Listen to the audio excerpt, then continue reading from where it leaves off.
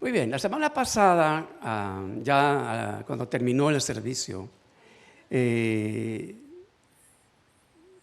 dio gusto de dos jóvenes me hicieron algunas preguntas al respecto de lo que compartimos y de alguna manera eso dio pauta a que, bueno, tendríamos que hacer una parte 2 de lo que compartimos la semana anterior.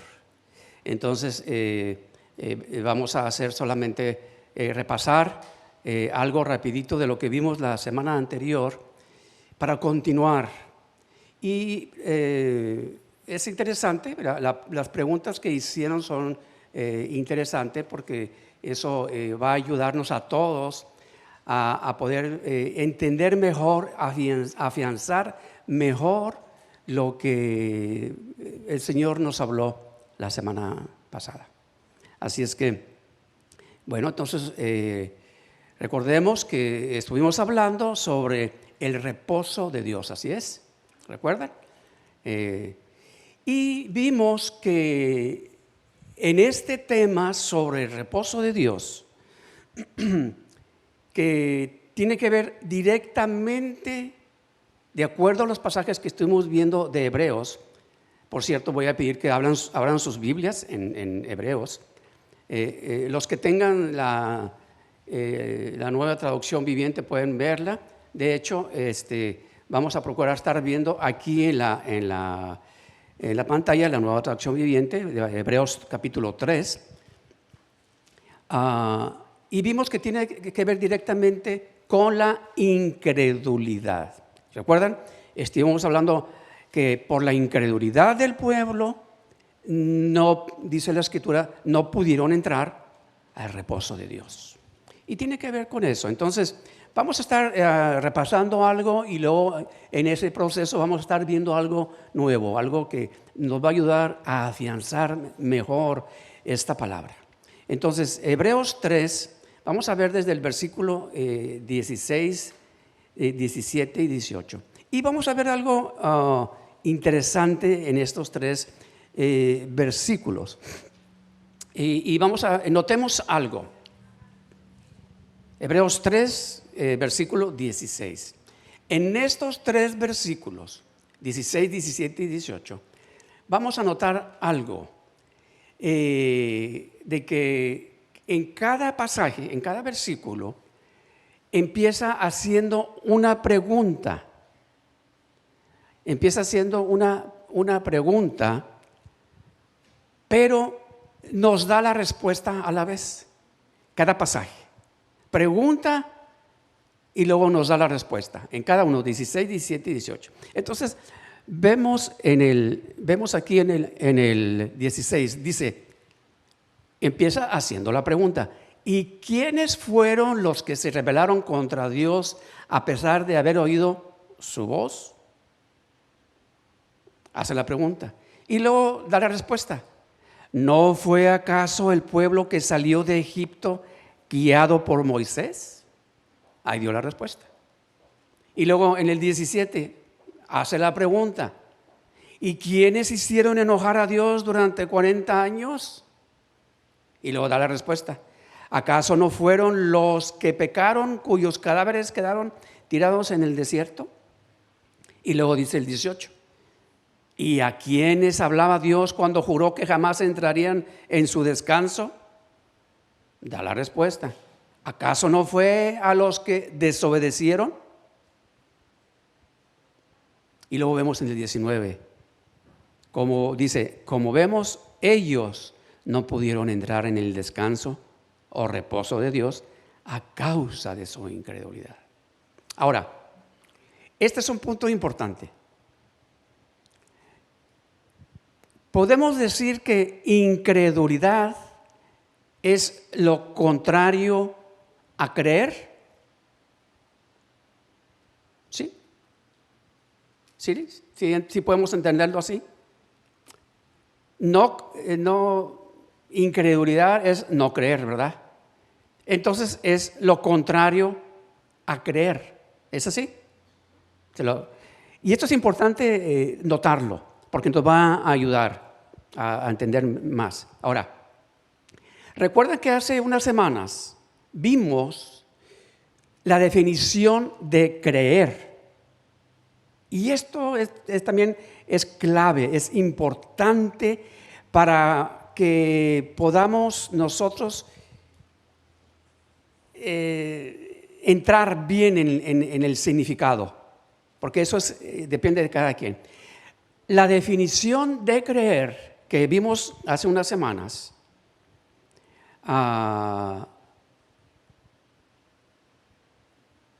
dice así. Los que quieran tomar nota, tomen nota. Los que ya tomaron a lo mejor en aquella ocasión. Pero esta definición a mí me ayudó mucho, me aclaró más para cuando siempre que la Escritura habla de creer, a mí me aclaró más ese significado. Entonces, esta definición dice así: creer es la confianza y entrega personal hasta el extremo de ponerse completamente a disposición de una persona. Fíjense, creer es la confianza y entrega personal hasta el extremo de ponerse completamente a disposición de una persona. Ok, entonces, con esa base que estamos hablando del significado de creer, de acuerdo a esta definición, podemos decir que creer no es meramente un pensamiento, sino es una forma o manera de vivir. Amén. Déjame repetirlo, porque esto es bien importante. ¿Por qué digo esto? Porque es muy normal, es muy común que cuando hablamos de creer, por ejemplo, la pregunta muy común: ¿tú crees en Dios? Mucha gente dice, sí, yo creo en Dios.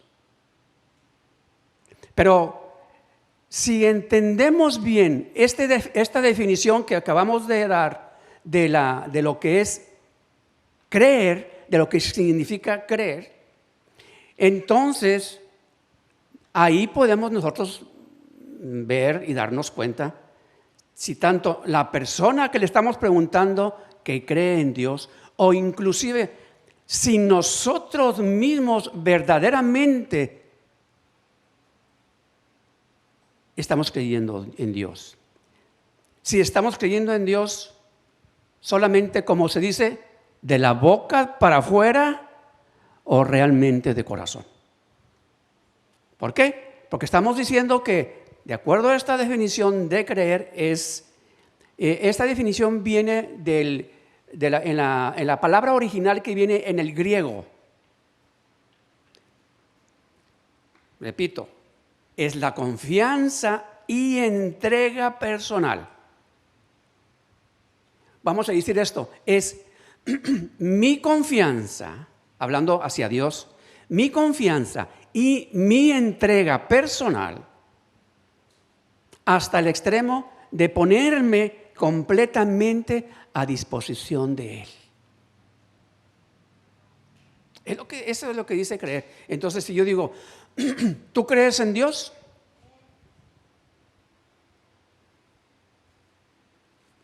¿Verdad? Está ayudándonos a entender. ¿Tú crees en Dios? Pues, como digo, la mayoría de la gente dice, sí, yo creo en Dios. Pero, si yo digo que creo en Dios, pero no vivo, no hago, no obedezco lo que dice Dios en su palabra, que debo de hacer, entonces no estoy creyendo en Él verdaderamente de todo el corazón. Solo estoy diciendo que creo en Dios de palabra, de la boca para afuera, eso es como un pensamiento. Sí, yo creo en Dios. Eso es todo. Pero no de corazón. No de corazón. Si mis acciones, si mi actitud no demuestran, mi manera de vivir no demuestran que confío en Él, que me he entregado a Él, que estoy a su disposición, entonces todavía no he creído en Dios. Aunque yo lo diga de palabra, sí, yo creo en Dios, amén, gloria a Dios, aleluya. Aunque diga gloria, amén, gloria a Dios, aleluya, eso no me hace.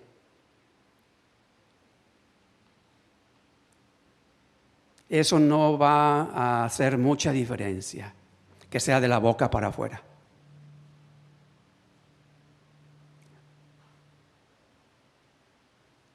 ¿Qué es lo que va a hacer la diferencia?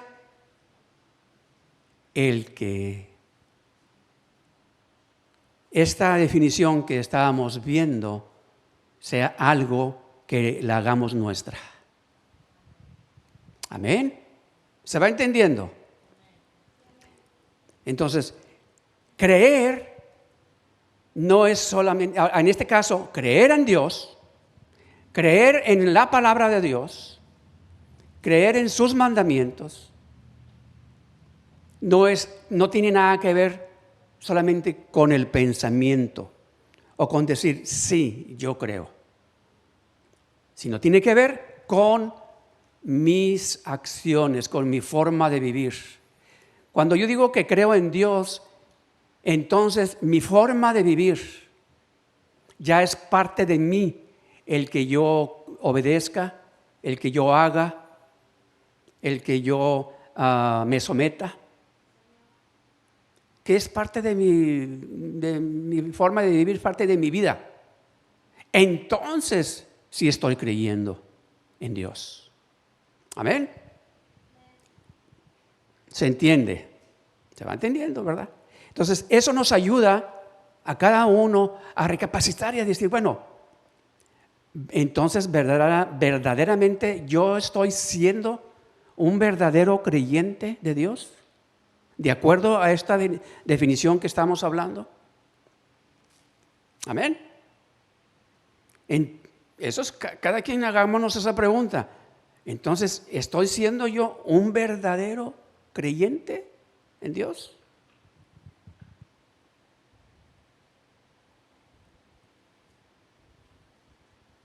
¿Qué fue lo que le pasó al pueblo de Israel? ¿Qué fue lo que le pasó? Ellos decían que sí creían en Dios, como estamos diciendo, pero solamente de la boca para afuera.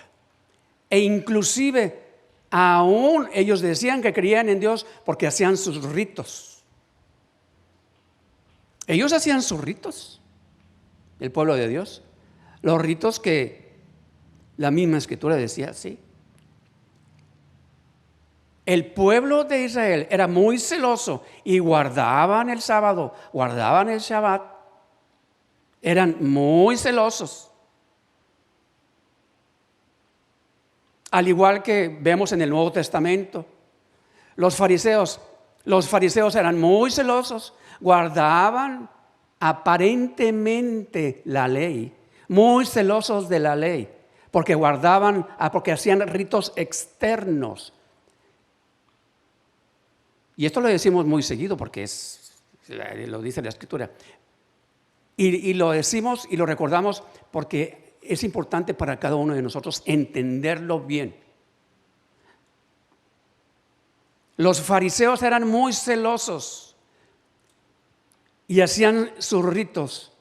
¿Y les valió esos ritos que ellos hacían? ¿Les valió?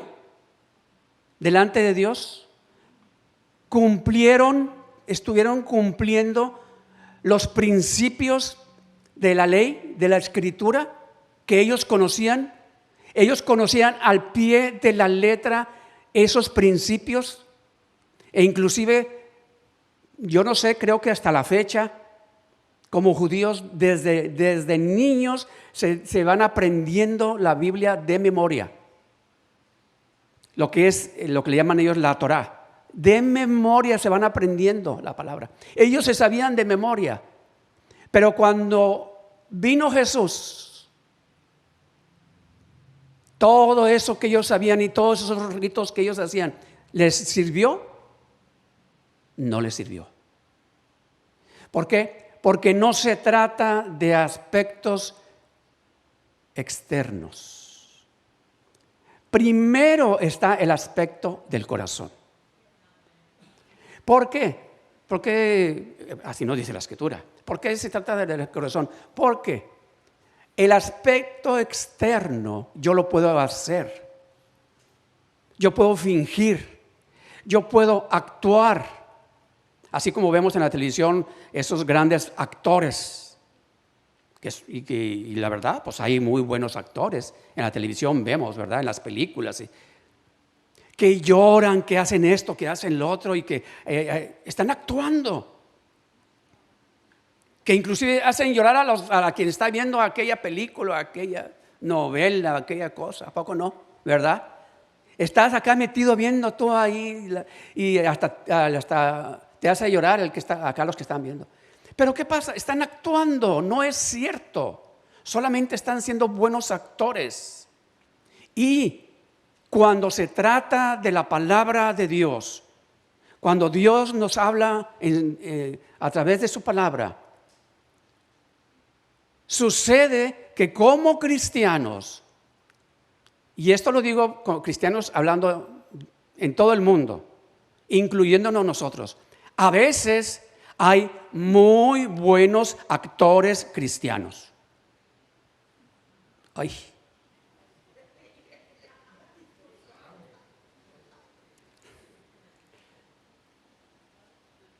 ¿Por qué? Porque actuamos como si fuéramos cristianos. Pero en nuestro corazón no ha habido un cambio. Hello. ¿Verdad?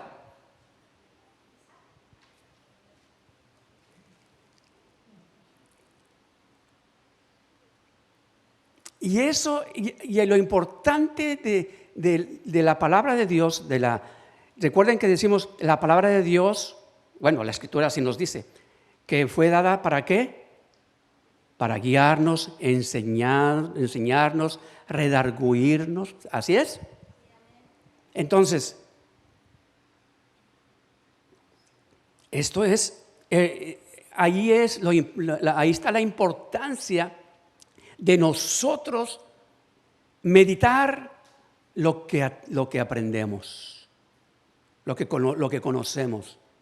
Meditar el significado de cómo nosotros podemos poner por obra aquella enseñanza, aquella palabra. Y no caer, como estamos diciendo, no caer como en el caso, vamos a decir, de los fariseos. No caer en ese error. Conocer la palabra hasta de memoria, pero no ponerla por obra. ¿Por qué? El propósito de que la palabra esté en nuestra vida, en nuestros corazones, es para que esa palabra haga un cambio en nuestro corazón. Si esa palabra solamente, y lo decimos muy seguido, se queda solamente en nuestra mente y no hace un cambio en nuestro corazón, entonces todavía no termina el proceso por la cual Dios envió esa palabra. Esa palabra termina el ciclo completo hasta que en cada uno de nosotros, no surta el efecto y pongamos en acción aquella palabra. ¿Sí se entiende? Entonces, ese es el propósito de la Escritura, ese es el propósito de la palabra, que haga un cambio en nuestros corazones. No se trata, porque, déjeme decir algo más. Si esa palabra no hace ese cambio en nuestros corazones, entonces nuestra vida cristiana, sin darnos cuenta, empezamos a vivir una vida solamente religiosa, superficial, una vida donde nos enfocamos más en los aspectos externos, pero no en el corazón. Como estamos diciendo, mientras no haya un cambio de corazón, entonces todo lo demás es religiosidad. Eso es externo, eso no hace mucha diferencia. Porque mientras no haya un cambio en nuestro corazón, no vamos a nosotros verdaderamente a poder influenciar o ser de influencia, ser de testimonio hacia los demás. Si no hay un cambio en mi corazón. Como decíamos la vez pasada, ¿cómo yo puedo decir a un hermano, hermano, póngase a orar? Y si yo no oro, ¿qué autoridad yo tengo de decir a alguien que ore o que se ponga a orar si yo no oro? ¿Sí se entiende? ¿Verdad? Entonces, solamente yo no puedo dar lo que no tengo. ¿Cómo puedo decirle a un hermano que perdone si yo no perdono? ¿Verdad? Hermano, es que usted debe de perdonar. Es que no sabe lo que me hizo. No, usted tiene que perdonar. ¿Y yo he perdonado? No, esa es otra cosa. No. Tiene que, para que nosotros podamos ser verdaderamente de influencia para con los demás. A veces, como dice el dicho,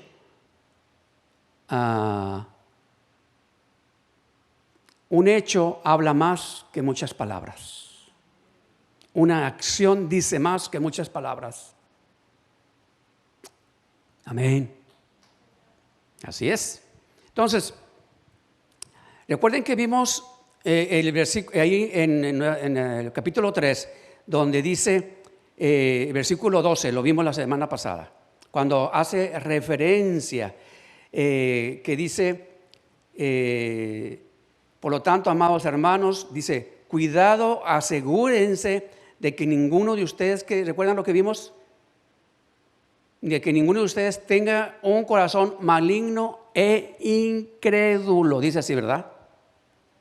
Entonces, recordemos, lo vimos la semana pasada. Dice, por tanto, amados hermanos, cuidado, dice en esta versión. A cada uno nos está diciendo, cuidado hermanos. Hermano, cuidado. Y eso es para cada uno de nosotros. Cuidado, asegúrate de que no tengas un corazón maligno e incrédulo que te aleje de Dios. Wow. Después dice en el 13, adviértanse unos a otros todos los días. Después dijimos que esta palabra aquí, un corazón maligno e incrédulo, no significaba a alguien que tiene duda. ¿Recuerdan? ¿Sí?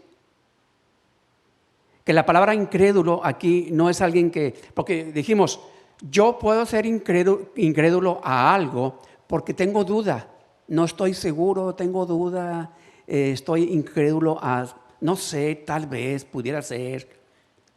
Entonces hay duda en mí, eso es, hay cierta incredulidad porque hay duda. Pero aquí en este pasaje, cuando la Escritura dice que tengamos cuidado y que nos aseguremos de que no haya en nosotros un corazón maligno e incrédulo, esa palabra incrédulo dijimos que quiere decir rechazar a creer. ¿Recuerdan? Estamos rechazando a creer. no es porque hay duda, no es porque no alcanzo a comprender o a entender, sino es porque estoy yo decidiendo no creer. Estoy rechazando a creer. A eso se refiere la palabra incredulidad en este caso. ¿Nos damos cuenta? ¿Cuántos de nosotros no reconocemos que en algún momento nosotros hemos caído en ese punto? ¿Sí? Hemos rechazado creer lo que ya sabemos, lo que ya conocemos. Hemos rechazado creer. Entonces, fíjense, como estábamos viendo aquí en este capítulo 3, los versículos estos que dijimos, 16, 17 y 18. Veamos el versículo 15. Versículo 15 dice, por lo tanto, bueno, este es el 12. Vamos a ver el 15, dice, recuerden lo que dice. La Reina Valera dice lo que el Espíritu Santo dice. Dice aquí, recuerden lo que dice.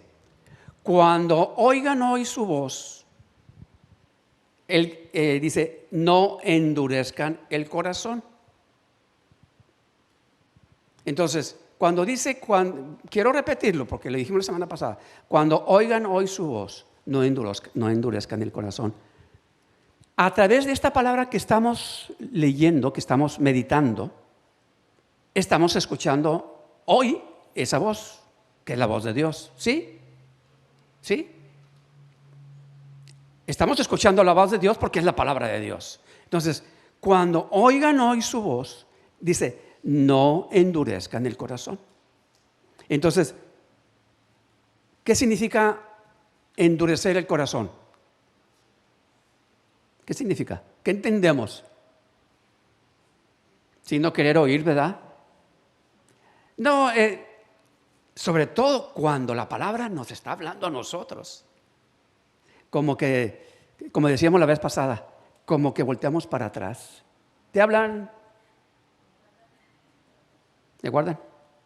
Cuando la palabra nos habla a nosotros. O como que le queremos cambiar de hoja. ¿Verdad?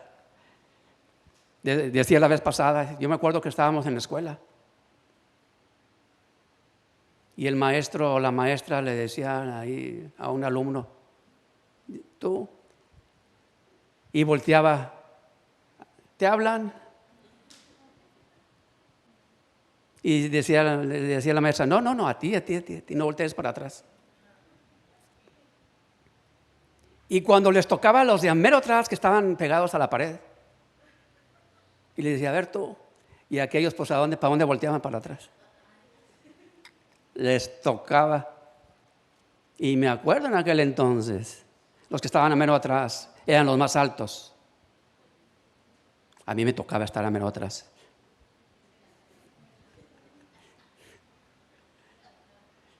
¿Por qué se ríen? No, ya nunca me tocó a mero atrás por mi estatura. Pero sí recuerdo que los que estaban a mero atrás eran los más altos y pegaban la cabeza en la pared y estaba la marca pegada en la pared, porque en aquel entonces usaban yo no sé si en sus tiempos, pero en mis tiempos allá le llamaban vaselina o brillantina, y se ponían cosas, y era pura grasa, era pura que se ponían en el pelo, y en la pared se quedaba pintada ahí la grasa ahí del pelo que se ponían ahí los muchachos. Pero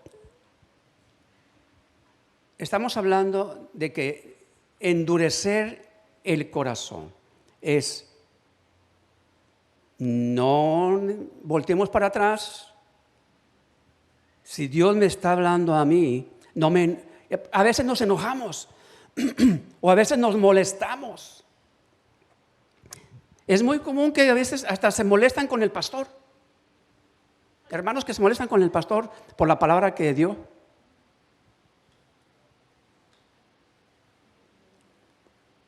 A veces sucede, y eso, bueno, eso no debe de ser, y eso no es bueno.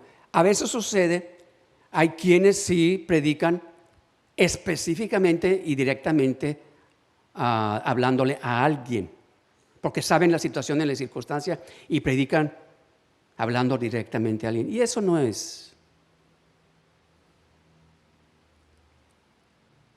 En una ocasión, una hermana, ya lo dije hace tiempo, una hermana que venía de vez en cuando y hasta una vez viene y me dice, pastor, yo casi nunca vengo, pero cuando vengo, lo que usted predica, a mí se me hace que alguien viene y le dice de mi vida y las cosas que yo ando haciendo.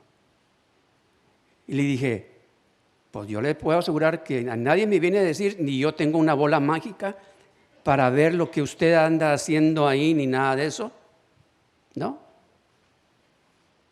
Es el Espíritu Santo que sí sabe, Dios sí sabe en dónde usted se mete y lo que hace.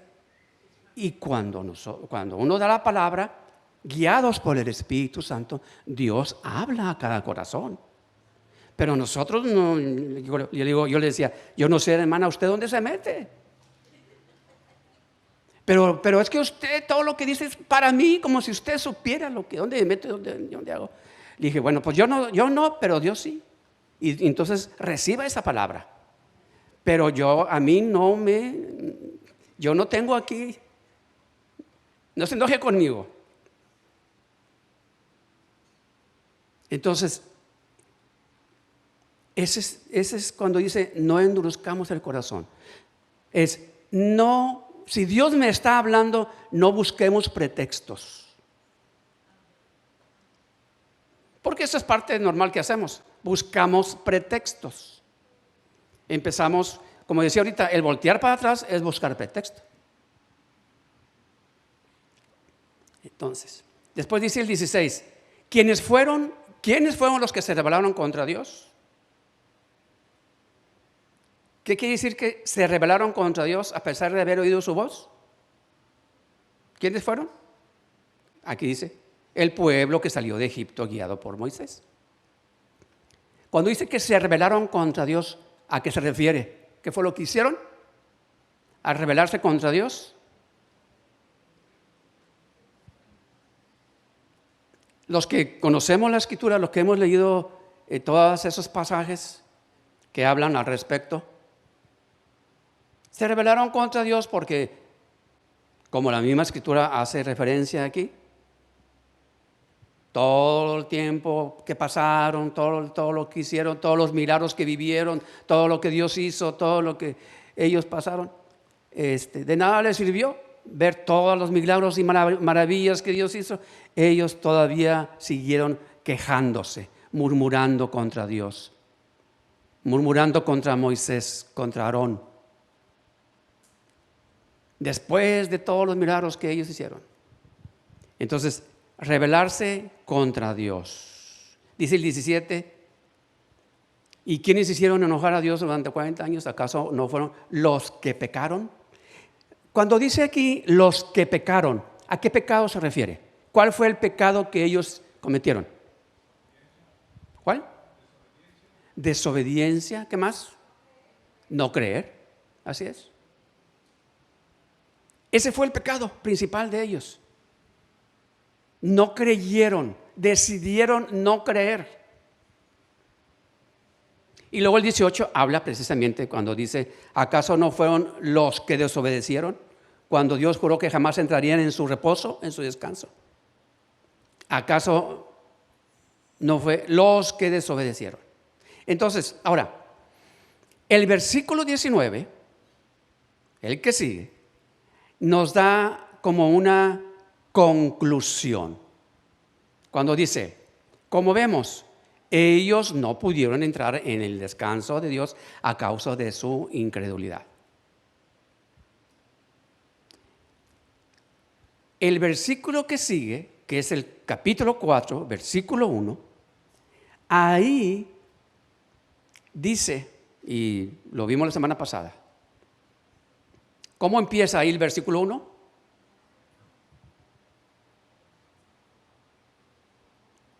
Todavía sigue vigente la promesa que hizo Dios de entrar en su descanso. Por lo tanto, aquí dice, debemos temblar de miedo ante la idea de que alguno de ustedes no llegue a alcanzarlo.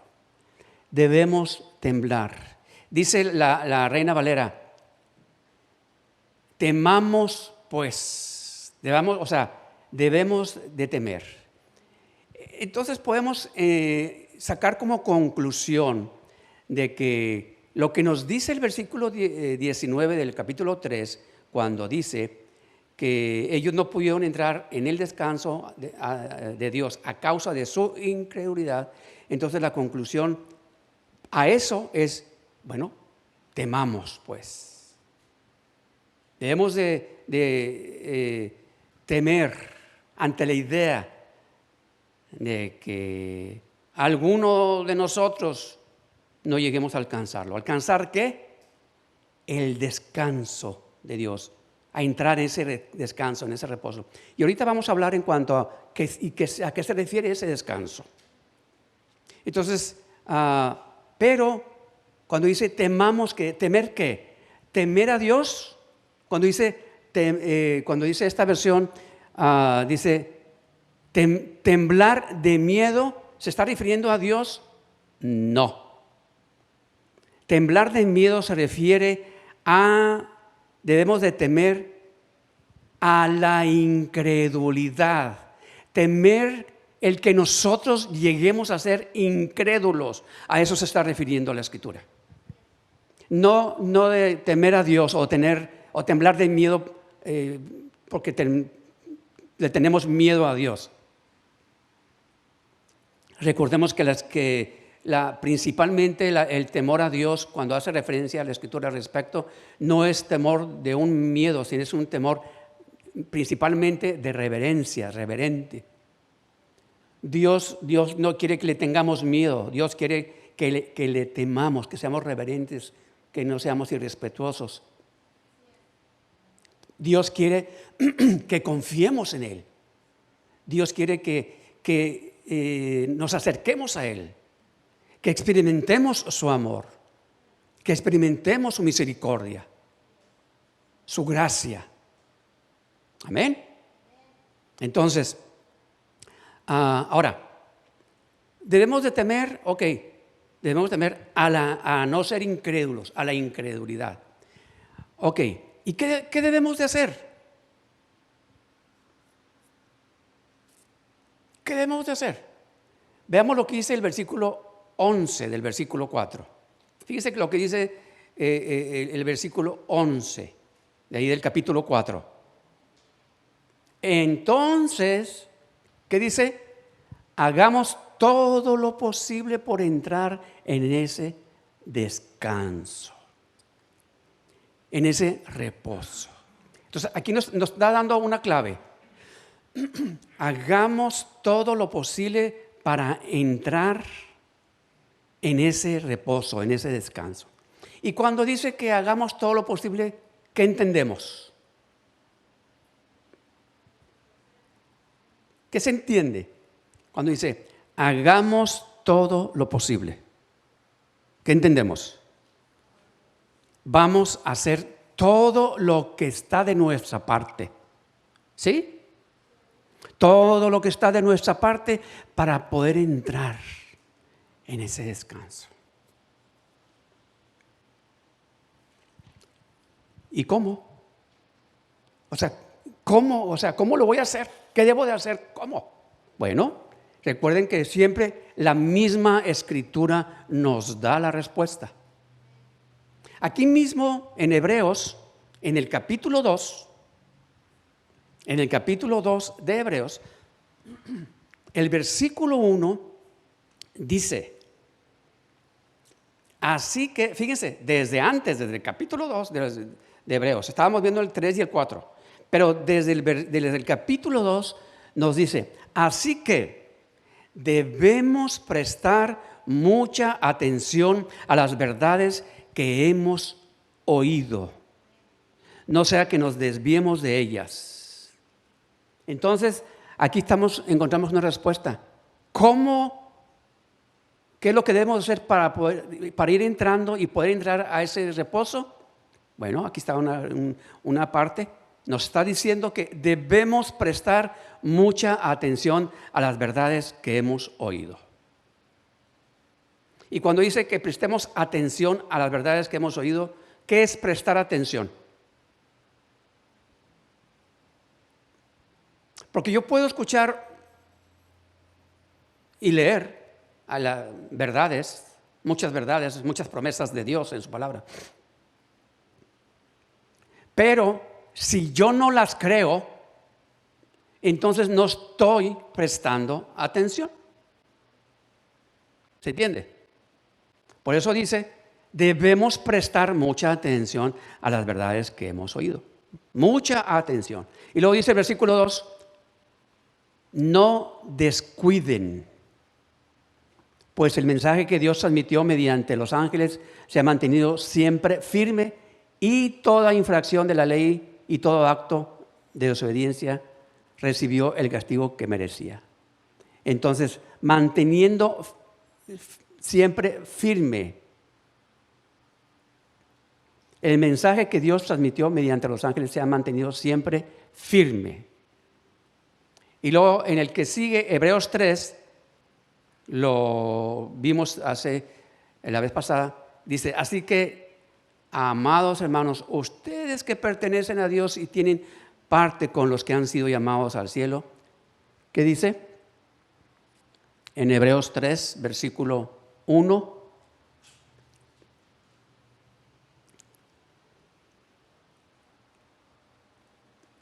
Dice, consideren detenidamente a este Jesús. Consideren detenidamente a este Jesús, a quien declaramos mensajero de Dios y sumo sacerdote.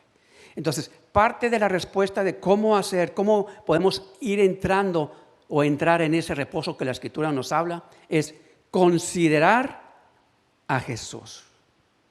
Y cuando dice, consideren detenidamente a Jesús.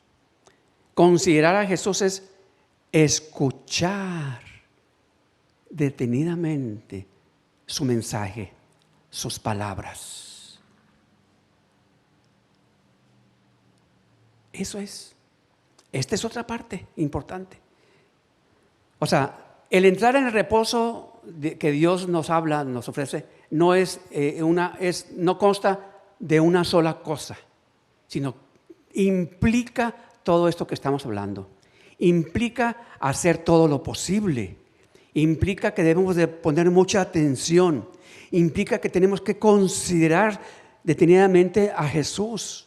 Eso va complementando, nos va ayudando para poder nosotros entrar en ese reposo.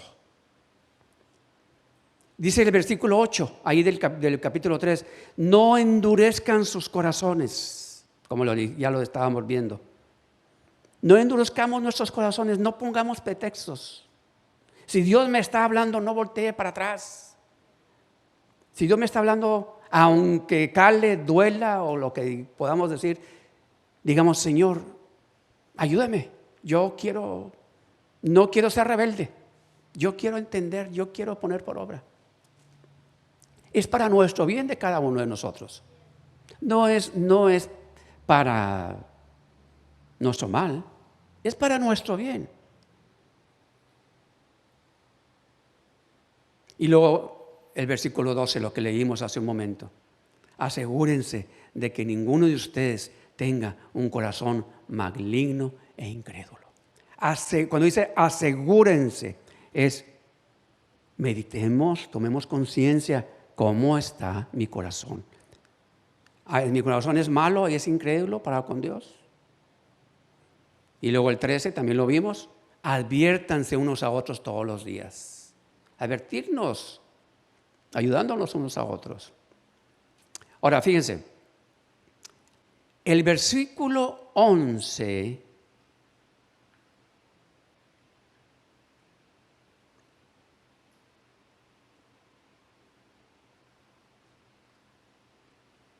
Déjame ver, aquí el versículo, cuando dice, así que en mi enojo juré, ellos nunca entrarán en mi lugar de descanso. Ok. Cuando está diciendo aquí la Escritura, en este versículo, es importante entender el contexto del versículo 11. Cuando dice, ellos nunca entrarán en mi lugar de descanso.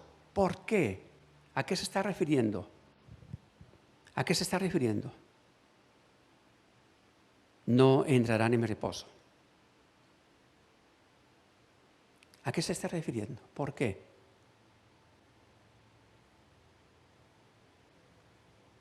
Está refiriéndose precisamente a todos estos otros pasajes que acabamos de ver. A eso se está refiriendo. Entonces, de acuerdo a todos estos pasajes que estuvimos viendo, debemos de advertirnos que tengamos que asegurarnos de no tener ese corazón maligno e incrédulo. Considerar a Jesús. Todo eso tiene que ver con nuestra fe.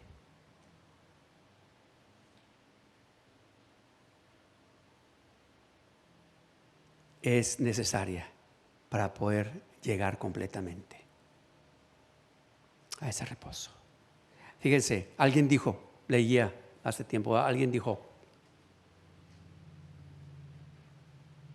nuestro corazón andará siempre inquieto mientras no descanse en ti, oh Señor. Qué interesante, me gustó esta frase. Podemos decir, mi corazón andará siempre inquieto mientras no repose en ti, oh Dios.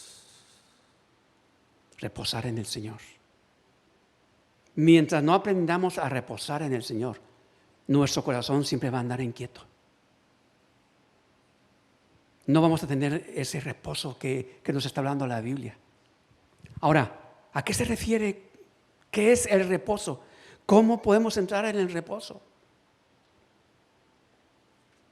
Decíamos, ese reposo no solo se refiere a cuando muramos, como dijimos la vez pasada. Es muy común decir, cuando alguien fallece, y decimos que en paz descanse. Y sí, está bien, no está mal, en paz descanse. Pero ese descanso, sí es cierto. Vamos, la persona que, una vez que cada quien vayamos a la presencia de Dios, pues vamos a descansar y con mucha y eterna paz. Sí, es cierto. Pero ese descanso, ese reposo, no se refiere solamente a después de la muerte, sino es un reposo ahorita, en vida. Que Dios quiere que entremos en ese reposo ahorita en vida.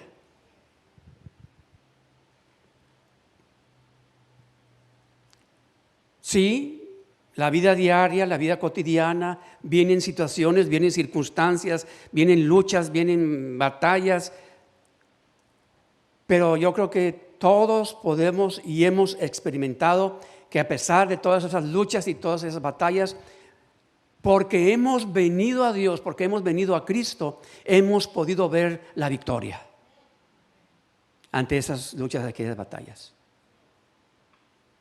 Y porque hemos reconocido que por nosotros mismos no podemos. Amén. Y por eso, les dijimos la semana pasada, hablando del reposo. Mateo 11, cuando Jesús dice esta palabra que todos conocemos. Venid a mí todos los que estáis trabajados y cargados y yo os haré descansar. Entonces, parte de entrar en ese reposo en nuestra vida cotidiana, en nuestra vida que a veces no tenemos paz, que andamos inquietos y andamos preocupados y andamos, pues sí, inquietos. Jesús dice, venid a mí, todos los que estáis trabajados y cargados. Entonces, esto es parte de entrar en el reposo de Dios. Aprender, venir al Señor. Con nuestras cargas, con nuestras situaciones, con nuestras circunstancias. Y reposar en Él. ¿Qué quiere decir? Recuerden que hemos dado muchas veces el ejemplo. Traemos una carga. Y este ejemplo lo he dado muchas veces. Pero no estorba el que traemos una carga. Y voy por el camino. Me recuerdo una vez que andaba yo allá en el rancho con mis primos. Y venía una carreta. Y nosotros veníamos caminando por un camino bien largo, andábamos lejos. Y venía un señor ahí en una carreta ahí con unas mulas. Y le pedimos ray. Y ahí dijo, súbanse atrás. Nos subimos atrás. Y si yo traía una carga, nos subimos a la carreta, íbamos en la carreta y todavía seguía cargando. Todavía seguía sujetando esa carga. Y ya iba en la carreta. ¿Es lo correcto? Si ya me subí, ¿qué es lo que yo debo de hacer? Dejo la carga y descanso. O en la actualidad podemos ir en un camino, traer algo cargando, viene alguien, súbanse. Me subo, pero sigo con la carga ahí sujetándola. Entonces no estoy descansando, no estoy reposando. Cuando Jesús nos dice, venid a mí, es como subirme a esa carreta o subirme a aquella troca, allá el pick-up atrás. Me subo y ya no voy yo solo, me están llevando. Y la carga la dejo ahí y ya. Y el dejarla, pues ya es menos peso. Ahí yo estoy dejando mi carga. Puede ser que la carga continúe, ahí está, sí, tal vez. Pero ya no la estoy cargando yo. Es menos peso para mí. Y si aquella carga simboliza algún problema, alguna situación, alguna circunstancia, lo que sea, yo voy a poder experimentar que aquel problema, que aquella circunstancia, que aquella situación, en su tiempo, en su momento, Dios la va a tomar, la va a quitar de ahí y la va a solucionar a su manera, a su tiempo. ¿Se entiende, hermanos? Entonces, eso es parte de cuando dice entrar en el reposo de Dios. A eso se está refiriendo.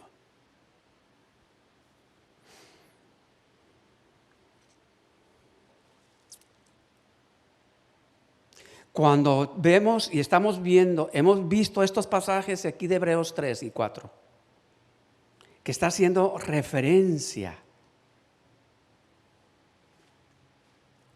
de que Dios juró que no iban a entrar en su reposo porque desobedecieron, que no pudieron entrar a causa de su incredulidad. Bueno, vamos a creer. Fíjense.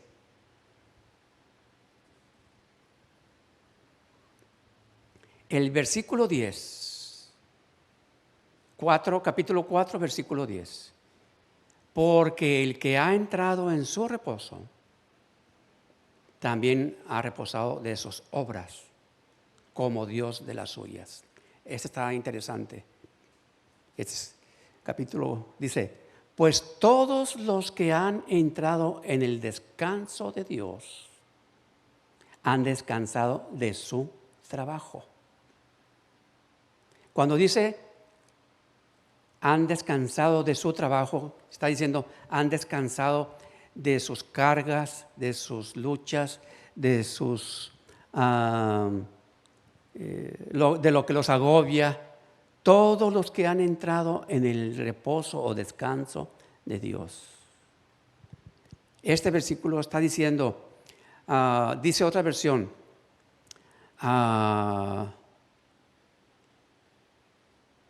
cesar de sus obras o descansar de sus obras. Significa, obras aquí está haciendo dejar de, vamos a decir así, dejar de confiar en sus obras o buenas obras para tener la aceptación de Dios. Muchas veces nosotros nos agobia y nos preocupa mucho el que nosotros tenemos que estar constantemente haciendo aquellas buenas obras para tener la aceptación de Dios. Pero estoy haciendo aquellas buenas obras no de todo corazón, sino solamente por compromiso o porque tengo que hacerlas. Entonces, mientras yo esté haciendo aquellas buenas obras, no de corazón, sino por compromiso, o porque tengo que hacerlas, entonces no estoy entrando en el reposo de Dios. Una vez que yo hago aquellas buenas obras, porque es parte de, están en mi corazón el yo hacer esas buenas obras, entonces yo estoy pudiendo entrar en ese reposo de Dios. ¿Sí se entiende? Yo puedo estar haciendo aquellas buenas obras, pero no hay reposo en mí porque, tengo que estar haciendo esto. Tengo que estar haciendo esto otro. No hay reposo en mí porque no lo estoy haciendo de corazón. ¿Se entiende, hermanos? Pero cuando es parte mía, como le decíamos hace rato, cuando es parte de mi persona ya, y yo hago aquellas buenas obras, para mí no es carga.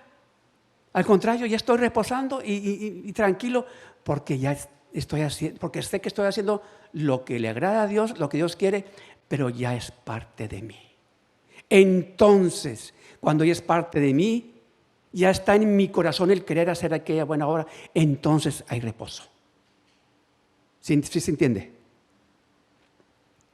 Hablaba con un hermano la vez pasada y le decía, mira, y esto es bien importante, creo que lo dije también la semana pasada, es bien importante.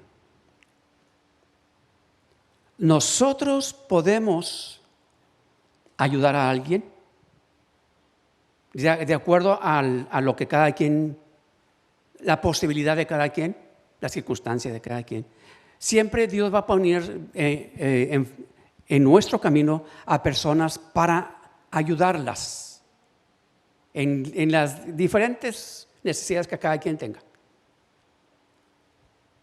Pero hay dos puntos bien importantes que de ahí va a depender el que yo tome el que haga el camino correcto o el incorrecto. Por ejemplo, Dios pone personas en mi camino para ayudarlas. El camino incorrecto, yo voy a pensar, o mi actitud, yo voy a decir, estos hermanos están ahí, solamente me buscan para ayudarlos porque se quieren aprovechar de mí. Quieren tomar ventaja de mí. Y por eso me buscan para que los ayude. O yo puedo tomar la actitud correcta. Dios está poniendo en mi camino a personas que tienen necesidad o tienen alguna necesidad, y Dios me está dando la oportunidad y el privilegio de ayudarlos, de servirlos. ¿Cuál es la actitud que yo voy a tomar? Si yo tomo la primera actitud de que estos nomás quieren tomar ventaja de mí, no voy a reposar, no voy a descansar. Pero si yo tomo la actitud de Dios está poniendo una oportunidad para bendecir, para ayudar a mi prójimo, y está en tu corazón hacerlo, porque no tienes la actitud primera, sino la segunda, entonces estás entrando en ese reposo de Dios. Ya tu vida está caminando en el reposo de Dios, porque no es carga para ti, sino al contrario, te gozas. Te sientes bien porque estás ayudando al prójimo, porque estás sirviendo, ya es parte tuya. Eso es parte del reposo de Dios. Amén. Pero ¿cuántos no hemos caído en el error de tomar la primera actitud? ¿Cuántos no hemos caído en ese error? Tal vez sin darnos cuenta.